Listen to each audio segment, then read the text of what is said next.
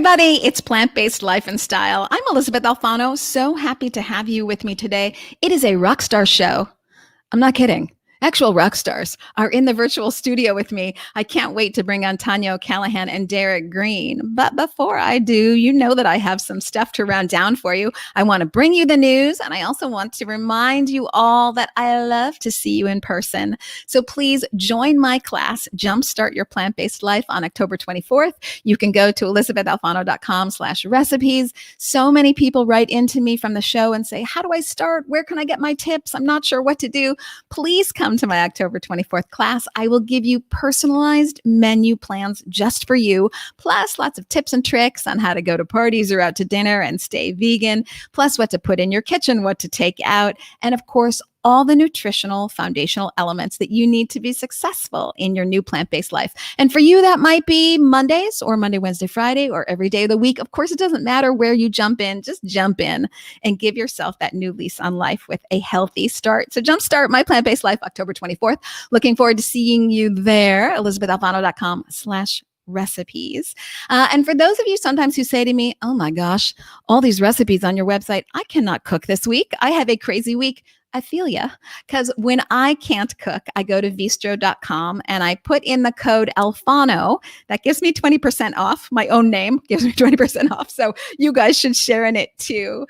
I put in the code Alfano, I get 20% off. And then I just have vegan options, the ones I choose, sent to my doorstep.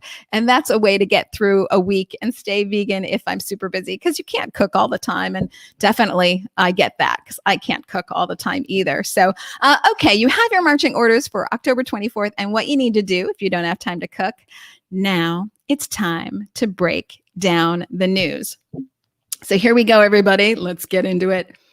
I'm Elysabeth Alfano. Thanks for being with me this week. It's the Plant-Based Business Minute, where every week I break down the top 3 headlines in a minute or less.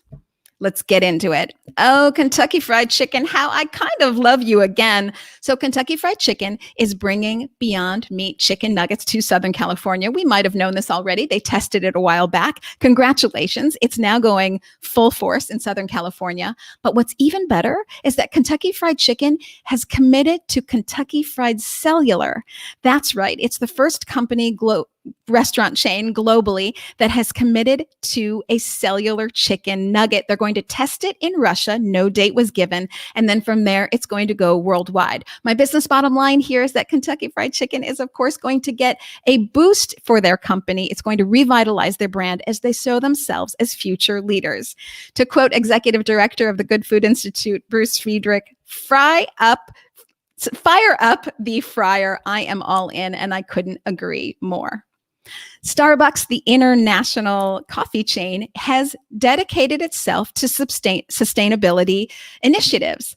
Great. They are now bringing on Miyoko's creamed cheese. Great. Miyoko's, known for its plant-based cheeses, which are so delicious, all cashew-based. They are going to be supplying at least one outlet of Starbucks right outside the headquarters of Seattle with everything cream cheese and cinnamon raisin. I commend Starbucks. Of course, they're going to get a boost to their bottom line when they bring on more plant-based items. I can't wait to have Miyoko's cream cheese at Starbucks. But I will challenge Starbucks here and say, get with the program, because there are vegan muffins, vegan scones, vegan croissant. There's so many vegan lunch options that could be at Starbucks that aren't already there.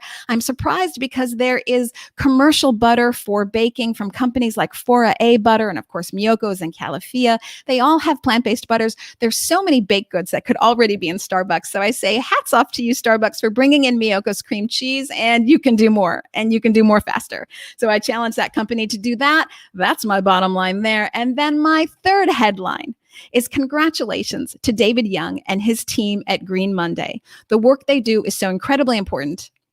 Fortune magazine has named them number 32 on their list of companies changing the world, because they are indeed changing the world. Green Monday is the largest distributor in Asia of all plant-based items. And in addition, Green Monday is the creator of OmniPork, which is a plant-based pork intending to address China's consumption of pork. Let's call it what it is, pigs. China consumes 50% of pigs, pork on the market. And of course, the rest of the world is equally culpable. We also consume the other 50%. And that is causing enormous health issues, enormous animal welfare issues, of course, and enormous environmental issues. So I want to say hats off to David Green and to Green Monday for their work with OmniPork and for taking head on these critical issues for us, because their work is not only inspirational, it is indeed life affirming. That's a Plant-Based Business Minute. I'm Elysabeth Alfano. If you want a deeper dive into plant-based business, please go to the Plant-Based Business Hour podcast, wherever you get your podcasts. And of course, if you are a small plant-based business or a large meat and dairy, and you are trying to navigate the plant-based landscape, reach out to me at LinkedIn. Until I see you again next week for the Plant-Based Business Minute, together, we're taking back our health, the health of the planet, and the health of our bottom line. Oh my word, how I love to rattle off the headlines. It makes me a little tired of talking. So I really want to bring on my guests today. I have some incredible guests. I want to bring on rock stars. Tanya O'Callahan, hi there. Thanks for Derrick having us. Green. Yes, so glad that you guys are here. Woohoo! Bring the party, bring the rock star energy like you guys always do. It's here. I love having you guys with me. So let me just ask you a couple of the basics. We've got some minutes here before we go to break on radio. We're, of course, going to get into your television show, and we are, of course, going to get into how and why you went vegan. But let's talk a little bit about your life as rock stars. Tanya, if you could start, and then Derrick as well. But Tanya, start, because people might not know that you are an internationally touring bassist. Tell me about your life on the road and how long you've been in rock and roll. Yeah, so my day job. Yes, right. Yeah, I'm from Ireland originally, now living over in the US, but I've been a touring bassist for about 10 years now, 10 years. And I'm what's called like a hired gun, a session player. So I play with a bunch of different bands and shows. So I started my career in Ireland in my early 20s, mid 20s. And yeah, just been jumping around tours all over the world and playing with a bunch of different bands and theater with Irish, Europe, and the US. But yeah, so bass player by night, vegan activist by day and night. Yes, right, because vegan activist never sleeps. Exactly. That is a 24/7 job. 24/7. Yes, absolutely. And tell us some of the bands that you've played with. Go on, name drop, do it. Terrible at name dropping. Well, when I first started back in Ireland and Europe, a lot of it wouldn't be sort of relevant to the US territory, but I did the River Dance, which is a very Irish, quintessentially Irish. Extremely relevant. Very relevant. So it toured with shows like that. So I did the River Dance shows, and I did a lot of like pop and R&B bands back home, Boyzone and Westlife and like pop bands. And then when I came to the US, I worked with Maynard Keenan from Tool on his project Pussifer. And then I toured with Jordan Fisher, who's an R&B artist, and Dee Snider from Twisted Sister, and then Steven Adler from Guns N' Roses.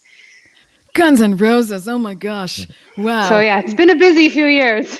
And, and I want to hear from Derrick here too. I want to hear about your life as a vocalist and, going hardcore with bands traveling the world. But I'm also curious about how rockers receive the vegan message. But Derrick, let's hear about you and how long you've been rocking, sir. Well, I've been rocking and rolling for quite some time now.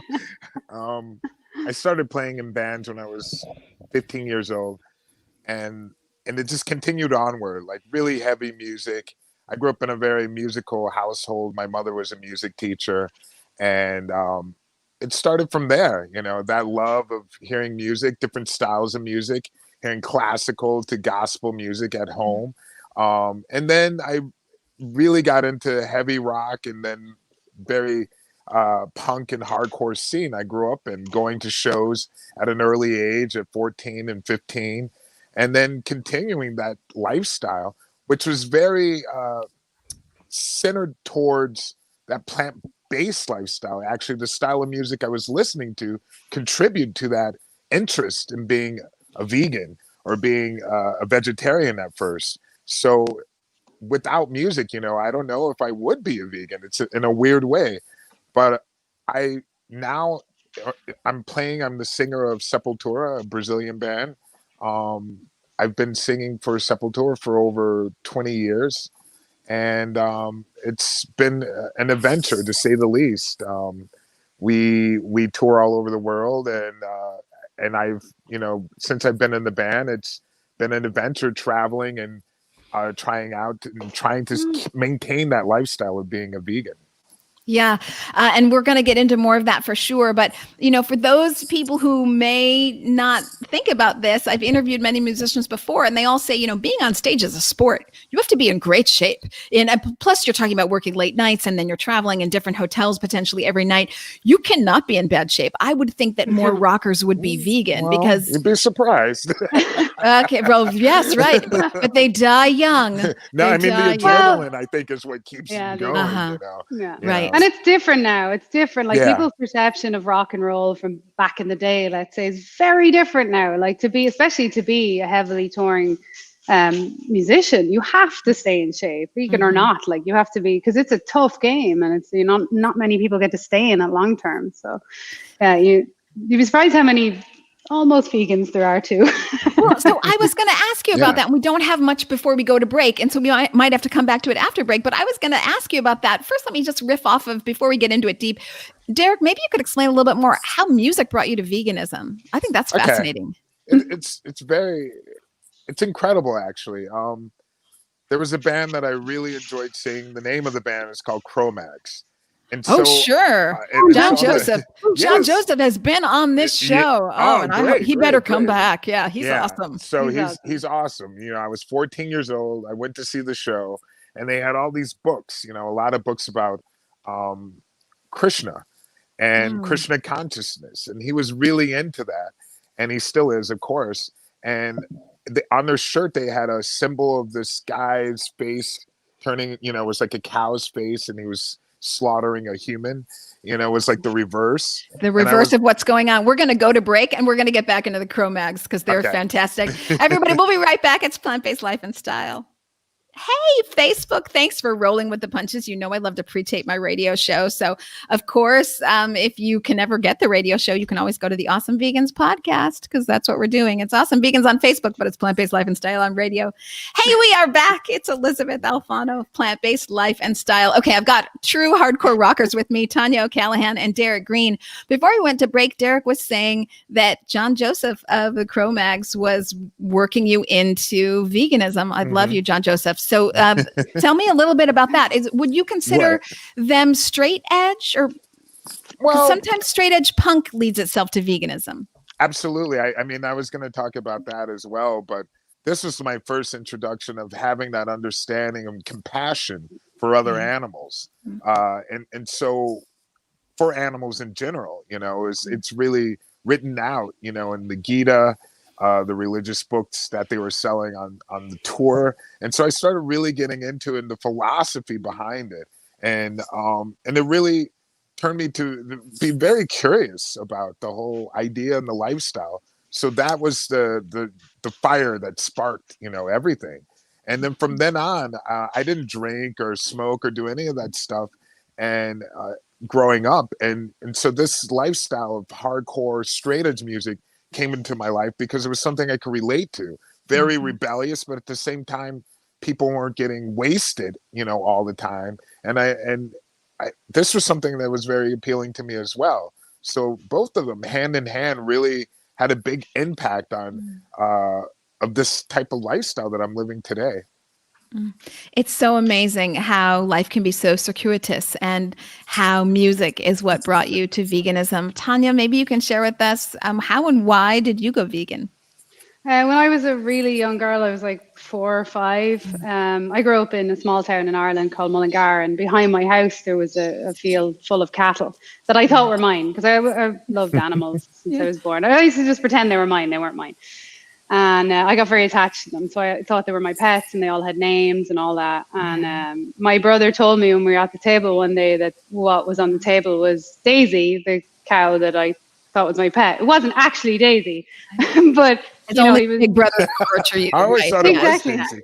Right? But it actually, in hindsight, is the best thing that he ever did, because immediately I was like, no way. So I stopped really, really young. I have no recollection of eating meat or anything. So I've been a vegan my whole life, pretty much. And it was always animals. It was always just an innate thing with animals. I just didn't want to eat them. I was like, no, I'm good. Don't want dead things on the plate. Yeah, it's funny. Our stories are a little bit similar. When my earliest memories, 5, 6, I couldn't chew meat. particularly things, you know, it would be one thing if it was like a tuna casserole mixed up with pasta and I couldn't really find the tuna. Okay. But if it was a pork chop, a lamb chop, steak, veal, I remember viscerally as a kid, I couldn't chew it. And, you know, kids like don't hold back. I was like, and I was gagging at the table. And my parents, whom I love and they love me back, there's no problem. They were pretty strict with me. It was a strict upbringing. And they were concerned that I was going to die because I wasn't going to have protein. Same. They punished me really severely. So pretty severely, you know, they left me at the table and I wasn't allowed to leave and everybody else would go and hang out and watch Brady Bunch or something. And I wasn't allowed to be with anybody because I hadn't finished my meat. So then I started hiding meat in my pockets and under the table and at the bottom of the garbage. But of course, you know, I didn't That's what my mom did. She was hiding the meat in potatoes, but because they were afraid, they were hiding being told. Yeah, that's smart. I think I did the same. But then I got caught and then they punished me for lying. So as an adult, unlike you, Tanya, I moved way into my 40s thinking I have no choice here. This is what people do. We all know about factory farming, but we just live with this dissonance and this is what we have to do. And then one day, my nephew came back from the University of Oregon. He's an athlete. And he said, like all tough, first time back from college at Thanksgiving, oh yeah, coach says, if I want to play for the team, no meat, no dairy. And I just said, sign of the times. I've been waiting for a professional, an adult to give me permission. That sentence, I was vegan and I've never looked back because I've been trying since I was 5. Yeah, so it was always there with you. Yeah, there's a lot of misinformation as well. Like my parents had that where they weren't being strict, like there was no punishment or anything, but they were being told by doctors, like if she doesn't eat meat, then she's not going to grow. And one doctor told my mum that I'd get rickets, which we could never figure out why they would. It's like nothing got to do with me. Sometimes I think they just pull things out of the air. Like, well, who knows what you're going to get, but you're going to get something. So you're not sailing to the old land or anything. I know. Still here, man. Yeah, that's the thing. We're all still here. So when you tell people as rockers, like particularly other rockers, when you say like, oh yeah, you know, meat and dairy, I don't do it. What's the response that you get? Oh, nowadays it's like, okay, I get it. Before it was just like laughing, you know, like a lot of ridicule and making fun of, like, oh, we got some grass for you, and you know, I mean, there was a lot of jokes and everything, but nowadays it just seems like, okay, you know, it's like there's, you know, people are definitely more open-minded, and there's a lot of rockers who are plant-based nowadays. They're like, oh yeah, I am too, or my wife is, or you know, my kids are. Yeah, I run into the same thing. You say it, and then everyone says like, yeah, actually me too. I mean, I was asking you, but really I'm down with the program too. So the times have changed a lot. I don't know if you guys can answer this question, but now that you've made so much progress in your own vegan journey, besides going vegan, is there anything you wish you knew 10 years ago that you know now? Start with Derrick. That's a good question. It is. Yeah. I guess I wish I would have known more about the process of leather and things like that, of wearing leather and using those products, because I stopped much later on, you know, of using leather and things. It didn't really hit me, you know. I was like, oh, I'm not eating meat. Oh, I'm not eating dairy. It came in waves of understanding for myself, of really getting my head around, you know, what goes into detail of making these products. And so that's, you know, something that happened over time, but I wish I would have known a little bit earlier about that. But I wasn't like buying, you know, a lot of leather in general or anything like that, but I just, you know, I just wish I would have known a little bit more about that. Tanya. Yeah, I think like just the depth of the industry and how many layers there is to it. For me, I think it would have been like I really got into studying the science of it as well over the past, you know, 5 or so years, because I wanted to know. I got into food. I wanted to know more about the nutrition science and make sure that especially with a life on the road, it's so hectic and you're flying so much and you're eating all over the place. So, and also to be able to have healthy conversations with people who are coming from, you know, juxtaposed positions, because I think it's really important to be able to converse with our opposites and talk about the nutrition and really like dive into that side of it. So I kind of dove into studying the actual food science, which was great. And I wish I knew that younger, but I used, you know, I was the meat is murder girl. I was like, I love it. When we come back from break, we're going to talk about how your TV show does exactly that. It bridges the conversation. We'll be right back. Oh, everybody, we're breaking for commercial, but we have no commercial. It's just a pre-tape of the radio show. We're going to get back into it. Yeah, guys, thanks for your patience. All good. Plant-based life and style. I'm Elysabeth Alfano with rockers, Tanya O'Callahan and Derrick Green. I love what we were talking about before the break, things you wish you knew 10 years ago.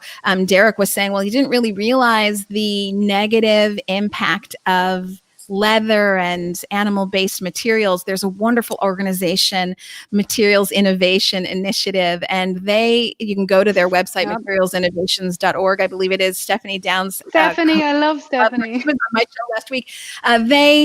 She jointly runs it with another woman who's fantastic, and they tell you straight out, a lot of people think, me being one of them, that leather, etc., is a byproduct of the meat industry. It is absolutely not true. It is its own destructive industry. So next time you walk into a shoe store, this is what I do. I have my credit card in hand and I say, like, hey, where's the vegan shoe section? And they cannot show me the vegan shoe section. I am out of there. So okay, well, I want to thank you both for all that you do, for all your music, and then for spreading the word of veganism for people, the planet, and animals. Thank you for that. So let's talk about Highway to Health. You are not only spreading it with your music and your words and your speaking and this show, but you have a TV show coming down the pipeline. So tell us all about Highway to Health and what it is. Coming soon. We're like, coming soon. Yeah, it's awesome. We just filmed season 1 all over the world, and it's a plant-based rock and roll, but also like sustainability based. It's a show. It's moving all the time. It's featuring a lot of celebs and artists as like the shiny thing, but also highlighting really, really relevant issues that are going on all over the world. And we've done season 1 and we're into editing now, and it's hopefully this will be going on for many, many years. But yeah, it's a plant-based lifestyle on the road as touring musicians, but also like touching on sustainability and environmentalism. So yeah, it's very exciting. Yes, it is so exciting. So I had Ken Spector on this show, and he runs Happy Cow. We all know and rely on Happy Cow when we travel around the world and we get our restaurant recommendations. And he was saying groundbreaking news. The news broke on my show, but that in COVID times, and COVID has been a distinct tailwind for veganism as more people are concerned about their health and how to stay healthy and how to not fall prey to a pandemic if they do get it. And of course, having a plant-based lifestyle helps you do that as you address chronic diseases like diabetes, obesity, heart disease, etc. So he was saying that in COVID times, if you can believe it, more vegan restaurants have opened worldwide than have shut. And that to me is amazing. You didn't know that statistic. Oh, I'll send it to you. More vegan restaurants have opened worldwide than have shut down. And that's amazing because even when they're opening, most likely they can't seat people. They're still just doing takeout, and more restaurants are opening. So it's a good sign. Yes, that's a good sign. But I'm wondering, when you guys were on the road filming, first of all, cool job, by the way. How fun. What are the cities that really stuck out in your mind? Like, wow, mind-blowing vegan options. Mind-blowing. Yeah. I mean, I think what blew me away was definitely the amazing food that we had on the Sea Shepherd ship. It's incredible. The chefs that they had was just like in the food. At sea. At sea was absolutely mind-blowing. It was so good. Everything they had was so tasty. Yeah, shout out to Crystal. Yeah. Robert. Wow, I love it. Because how often do they go to port to get fresh veggies? So it depends on the mission that's going on. We were with them in Mexico in the Sea of Cortez on the Vaquita mission, and we were out on both the ships with them. But they're coming in. It depends on the time of year, and they can be ported for a little while. But they always have, because you can't be saving one species and then another. So they bring a vegan chef on board, and everyone has to be vegan on board. And it's really cool because the chef's so creative, and it's like we didn't expect the food to be so great. I think because we were only there briefly and rushing in and rushing out, but they really go all out. They really, really do. And I think there's so many places that stick out. I was so surprised at Brazil, like I really was. All right. Because everyone thinks like meat Brazil, but when we were in Sao Paulo, it was just, there's vegan restaurants everywhere. Yes. And cheap. There was a variety of a lot of people have the assumption that vegan food, plant-based food is very expensive. So, I mean, there were places we're eating, they're $8, all you can eat vegan buffet.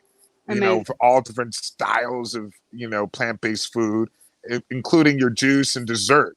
It was really like a reasonable price, fresh food, cooked every day. And the options are unlimited there. It's really grown in the past 10 years. It's exploding. Yeah, Ireland as well, huge now as well. There's so many options. Everywhere we went for season 1, we were blown away, basically.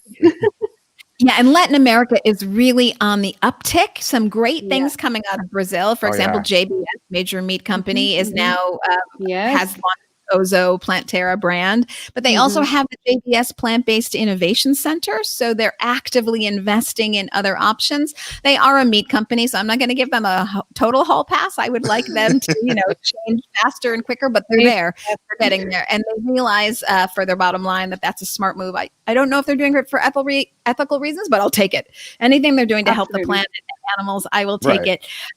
When I was traveling in Australia, I was amazed at the options of, vegetarian butchers and, plant-based pizza shops and everywhere, plant-based cheese stores just dedicated to it. I mean, the options are incredible. So, here in the US, we think, oh gosh, we got it nailed. But actually around the world, this is, it's growing fast. Oh, it's growing. I mean, everywhere. I mean, places I never imagined, like the Ukraine, going to like a health shop, and then it was just like, oh my God, there's all these different types of options. They even have this like fake sausage, like a big, like, I don't know, like kielbasa, plant-based and all these different things. Like, wow, really creative things.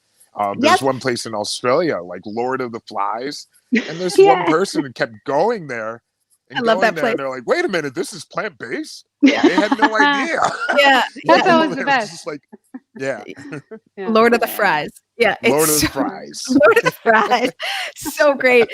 Yeah. It's really just such an exciting time. And Jeff Roney is saying, okay, well, what could be plant-based that's not expensive? And I just want to say so many cultures around the world grew up on rice and beans. Vegetables. Yes, are cheap. Right. Vegetables complex are cheap. Rice and beans. Yes. And, rice and beans together gives you all your complex proteins. I mean, you don't need to seek far and wide, actually. And much of what you do is probably already plant-based. Hummus, guacamole, rice and beans. Who doesn't love a good burrito with avocado and rice and beans? So I think exactly. It needs to be differentiated as well, because you can spend a lot of money getting all the novelty food, let's just say, all the more elaborate things that vegans have these days, like the meats and cheeses and whatnot. But I grew up on just vegetables, and vegetables are not expensive. And I still eat that way. I don't eat a lot of substitute foods because I don't have a palate for it. But it's really cheap. Like, I remember when I was in college, I would do my groceries for 5-10 euros, for a couple of days of just veggies, rice, beans, and all that. So once you know how to play with flavors, it's cheap. Yeah. Last night I took a chunk of tofu, I cut it in half, had these tofu fillets, and I rubbed miso on them, Japanese miso. And then I sauteed up some hot peppers and tomatoes and garlic with some turmeric. And I love spices, some turmeric and some lemongrass. And then I went away. I took a shower. I got on with my life. I mean, it still wasn't hard. I came back and I was like, damn, marinade. My dinner is good. So it is possible, and it doesn't have to be hard and complex. Do either of you cook? Yeah. Love to cook. Love to cook. We got about a minute before break. Tanya, what's your favorite recipe to make at home? I think curries. I love making curries, and anything a bit spicy, definitely, for sure. And then just simple roasted veggies. And when you make your curries, are they coconut based, or how are you doing them? If it depends. If I'm doing Thai curry, or if I'm doing a more Indian-based curry, I'll do a tomato base or a mix of both. Or a mix of both. That's what I love about it. Derrick, how about you? I love a good soup. He does love a good soup. I've mastered an incredible soup with, only vegetables and none of the fake meat type stuff or anything. You don't need any of that. It's just really all vegetables, and it lasts for days and days. So it's super tasty. I mean, it has every vitamin that you'll ever need. And I got really into making, very spicy and tasty soup. Yeah. So good. I have, I'll throw out my website again. I'm sure you guys have recipes as well. ElisabethAlfano.com recipes. I have a 3-bean minestrone soup. And what I love about soups Ooh. is it's like you just throw it in. Oh, this is about It to go gets bad. better. It's going in my soup. Yeah, it gets better. Yeah. That's right. It gets better And as then it's sitting. You're like, oh my Marinades. God. Yeah. yes, right. It's so Yeah. wonderful. And then I interviewed Dan Buettner, who is the author of Blue Blue Zones. Zones. And he was like, Yeah. beans. You want to live longer. You want to be healthier. All the centenarians around the world, they eat beans. And I was like, well, then it's going in my soup. So, it's super so easy. Throw it in and I love it. So, Yeah, and it's easy to make. Yeah. It's really easy. any recipe tips or cooking tips? Ooh. Yes. I put turmeric in everything. I'm just like turmeric. Turmeric obsessed. is fantastic. I love it anyway, but I literally like you'll just find me putting turmeric in everything, like in the rice that I just make or whatever, extra turmeric. But cooking tips, keep it simple. Keep it simple, especially if you're beginning. Just go on YouTube and type in easy, simple, plant-based recipes, and thousands will come up. Don't complicate it. Don't try and be a master chef. Yes, I will say the same. Sure, You can yeah. also go to my website, elisabethalfano.com/recipes. But here's what I say. If you want it to taste like meat, you're looking at soy sauce, cumin, and paprika. Those three things are going to make anything taste like meat. And liquid smoke. And liquid So smoke. good. And things don't have to be fried. You can use mushroom broth, vegetable broth. That's a great way to kind of keep the calories down. And then I'll just say cooking is all about you. Just do what you like. You don't have to follow a recipe. If you don't like it spicy, don't. If you don't like peppers, don't. I mean, it's all about you and your creativity. So, no stress, folks. Yeah, Cool. Okay. Well, we are just about to go to break, and then we come back. You guys are going to give us your tips for staying vegan when you travel. Until then, I do want to say highwaytohealthshow.com. You can go there to watch the trailer. You can also go there to find out updates as to when this show is going to be picked up by a network near you. So we all have our fingers crossed, and we want Highway to Health. Coming soon. We all want highwaytohealthshow.com to be picked up as a network show. We'll be right back. Oh, you guys are dropping bombs of wisdom. You are dropping bombs of wisdom. Wisdom bomb, wisdom bomb, wisdom bomb. Totally. I love all your energy and thank you for all that you do. We are going to come right back for our last segment, but you guys are truly awesome. I'm just so happy you're here with me. One time. Oh, it's Plant-Based Life and Style. We are back. I'm with Tanya O'Callahan and Derrick Green, rockers who have the TV show Highway to Health. They're working on getting it on a cable station near you very soon. So we are going to stay tuned for that. Again, highwaytohealthshow.com. All right. So I promised everybody right before we went to break, let's get into it. I have the last segment of my radio show as the top 10 tips. And today's top 10 tips are how to stay vegan while traveling. You guys, of course, are the experts extraordinaire. So maybe we'll go like Tanya 1, Derrick 1, Tanya 1, Derrick 1. Do we want to play off each other? Does that work? Sure. All right. All right. Derrick, since you said share, I'm going with you. Right. Me. You go first? Or Tanya. No, you can go first, Tanya. I think Ladies first. Ladies first. I think because of like super intense traveling, snacks is a given. Like bring snacks always. Simple snacks. Like snacks. He's like, you saw my first tip. Oh, gosh darn it. It's okay. I got more. Yeah. But yeah, snacks. Simple snacks. Because like our number you never one. know layover. Simple snacks. Number 2, Derrick. I would say to definitely stay hydrated. It's extremely important to be drinking a lot of liquids. Definitely staying away from any type of soda or pop in the Midwest. They call it out there. I think it's really important. And actually, it helps in so many ways, drinking a lot of water. Water is fantastic. So and it's vegan. And it's Water free. is vegan. And be free. And yes. And I love that you say it used to be free. That's right. It should be free. I love that you say that because often I find myself not really hungry, but thirsty, but I've misread the signal. And so if I drink enough water, not only do I feel better, I keep from getting tired, but I actually quench any sort of desire to eat. Going to Tanya for number 3. Order sides has been my thing forever. So quite often you are not in a like plant-based friendly environment, let's say, but everywhere. Even steakhouses actually have the best sides. And I always spend a lot of time in non-vegan restaurants because I'm touring with so many different bands and people. So I just order the sides. So get a baked potato, get broccoli, whatever, asparagus, whatever veggies they have, and make a meal out of it. So you don't have to go to a vegan or vegetarian place. You can eat vegan anywhere.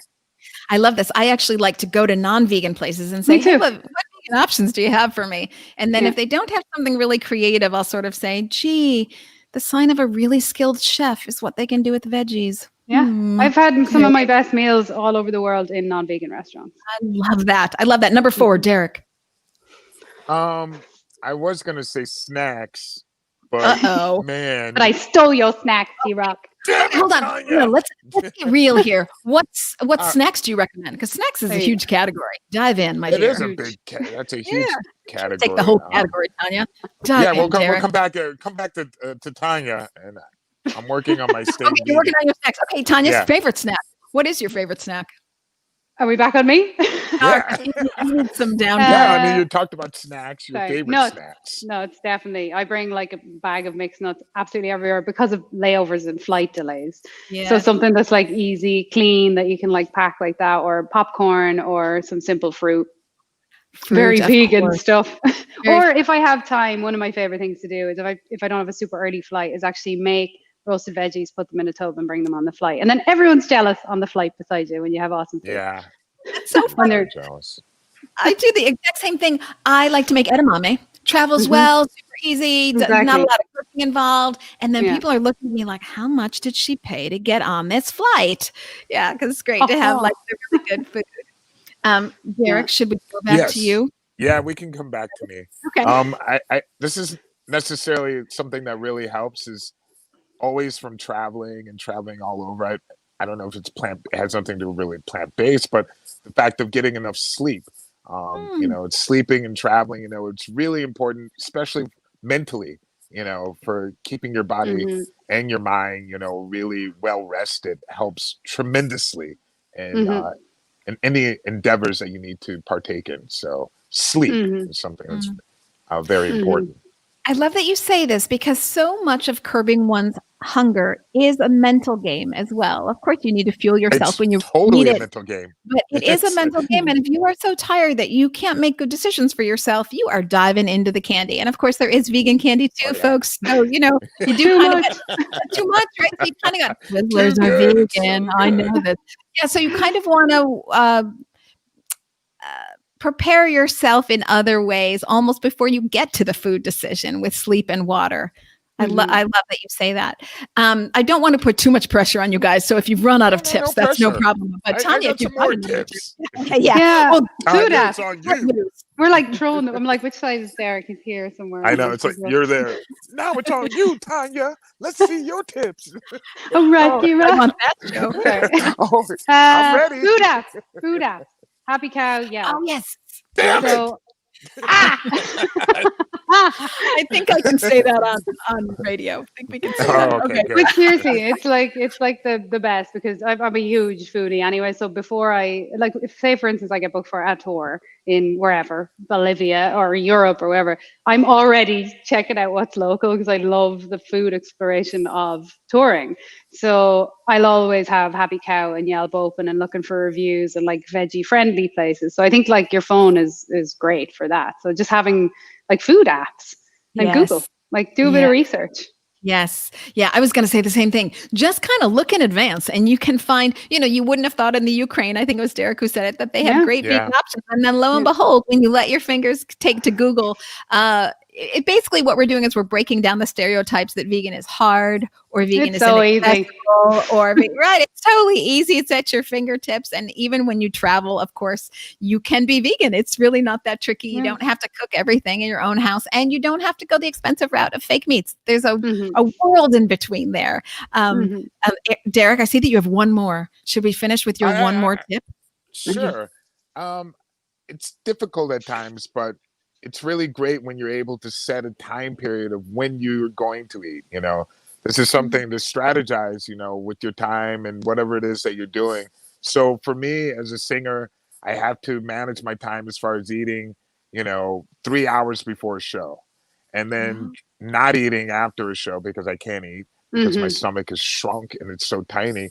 But then having a big breakfast, like working and just having this mapped out where you have a discipline and the times that you eat is really important in maintaining, a great diet or not diet, but a great lifestyle. So on the road, I know that I have to have breakfast. When I'm not touring or anything, then I normally don't have breakfast. So I just change the clock according to whatever lifestyle or what's happening in my life or surrounding me. So it's really good to have a plan of when you're going to eat planned out, no matter what's going on. So you're always prepared. Yeah. I love that the hardcore rocker gives us the mental fortitude, really, the mental fortitude, such great tips to take care of our own health. And I think that you'll find as we wrap up here, and I just hate to go, as we find this is the time when people are advocating for themselves. I think they realize whether they're to the left or to the right, no matter what the political party, they are done with others making decisions for themselves. And so as you take your own health into your own hands, I hope that these tips are helpful for you to stay healthy and go plant-based. Oh, highwaytohealthshow.com. Stay tuned there. We are going to look for you guys. Thank you for all you do. Everybody, I will be back next week. It's Elysabeth Alfano, Plant-Based Life and Style. We're out for radio, but we're not done. Facebook is still here. Podcasting is still here. I love all your tips, and I love that's so helpful to keep us all healthy, Derrick, and also Tanya. It's just wonderful. I do have one last question for you that I'd love to dive into a little bit now that we don't have the pressure of radio. I'm wondering, of course, you all think that the world is going plant-based, hopefully like tomorrow. But beyond plant-based, I'm wondering from all the work that you've done and for all the learnings that you have as being musicians traveling the world, carrying the vegan flag, what are your predictions for the next, let's say, 3 to 5 years? Tanya? I think that there's going to be a huge surge in like the business side of it because that's growing, obviously. And I hope to see more and more plant-based businesses go public and encourage people because, you know, everybody comes to veganism for different reasons. And I think it's wonderful that now it's not just ethics and it's not just health and it's like it's a smart business move also. So I see that exponential growth continuing. And I think that we've just reached like an edge. People have to change now. And because we have like zoonotic diseases causing global pandemics, people are really waking up and it's beautiful to see and they're just embracing it. So I predict that we're just going to keep going on the up and up. We can't not. Yes, I do as well. I think that business is really almost leading the pack in the way, you know, when people see the almighty dollar, it really helps to move things ahead. And so I'll take it no matter how we can get it. Absolutely. Derrick, what do you think? I feel that people want more transparency of certain companies. And I believe that people will become a little more knowledgeable of where they're putting their money. I believe that people don't want to support certain industries after they've learned about what they're really all about. So hopefully I feel that people are becoming more knowledgeable about where they're putting their money. And I think people through time will think about this much more than before. So I think that's something for the future, you know, like think about where you're putting money, who you're supporting. This is really a big deal. Yeah, we're powerful as consumers. We have a lot of power we forget about. Yes, we have all the power, actually. We have all the power. We have all the power. And, you know, hats off to all of my friends, myself included, who are standing there with a sign on a street corner. But you don't have to do that. You make a difference for the planet 3 times a day, every time you decide to choose, you know, what you're going to eat. Absolutely. And I think that I do a lot of work with companies and consulting therein. And I have a different show called the Plant-Based Business Hour. And I think you're seeing not just that people want a brand that they can put their money behind that is good for the planet and animals and people. They expect the entire company to be that way. And so thank you, millennials and Gen Z, as they hold companies accountable to authentic, oh my God, morals. And so, It is. It's so true because it's a human rights issue as well. It's like these systems can't stay up. It's not just, even if you don't care about animals at all, this is a human rights and planetary issue as well. So we got to be better to each other and to our non-human friends. We absolutely do. And since the beauty of podcasts is you can go on forever. Since you say that, I want to read something that I read the other day on my Plant-Based Business Hour podcast.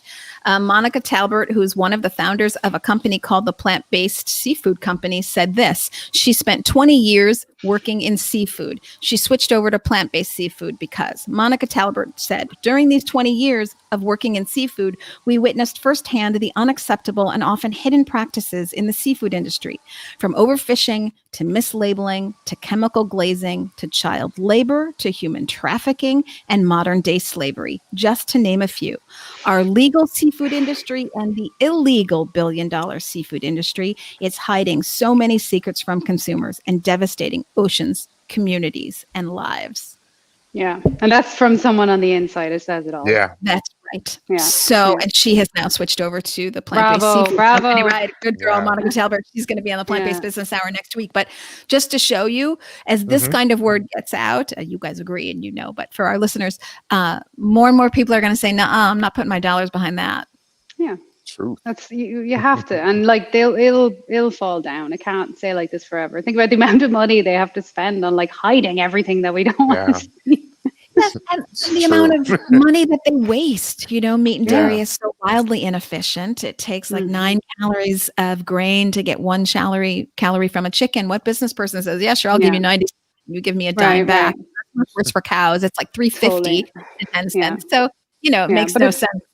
It doesn't, but it's very, very important that we have these conversations with both sides, because that's one of the major issues. Like having sides, be it politics or religion or the food industry, vegans versus farmers, whatever. I come from a farming country, and I love farmers, and I see how hard they work. Sorry. And we need to embrace and like just shift the product line together, not like keep fighting and do this Yeah. like it's you versus them. Like we're all in this together, lads. I agree. I definitely believe that we have to come up with solutions that are great for farmers, for alternative farming, and change, evolve with the planning. We have to get that reconnection that's really been missing. And we can learn a lot from indigenous tribes that are being burned out of their existence, and so we can learn so much from them and the planet, just by communicating, and having that communication is extremely important and vital. Both sides, to come up with Both sides. solutions that are really doable, so we can all move forward. Mhm. Yeah, I couldn't agree more. Now more than ever, again, it's not like a us versus them, or Right. we're on the left or on the right. It's Like ridiculous. we're all in trouble, folks. Yes. So I think We're I all think in we want to move forward together. And Tanya, I love what you say about farmers, because from what I do not come from a farming background, but from what I've understand, from what I've read, farmers suffer. I mean, the Really people who bad. benefit from the subsidies, those people are in New York offices. They're not the small farmer. And I It's think really bad. from my perspective as a vegan, I support the small farmer. That's why I want to see them shift to better farming principles for them, so that they can make more Right. money from vegetables and less monocrop cultures, et cetera. So, I mean, it's a huge conversation, but no way am I anti-farmer. I am 100%. No, farmers are the best, and They I are grew, the I grew up best. surrounded them, Yeah. and they just need to be supported, and the product line needs to shift. But you also, there's so many great people in the plant-based world now bringing in like innovations and blueprints to do this, to shift. If you had like a chicken farm, or if you had, how to use an actual building that exists, like a slaughterhouse, how can we turn this into a production line that's something different?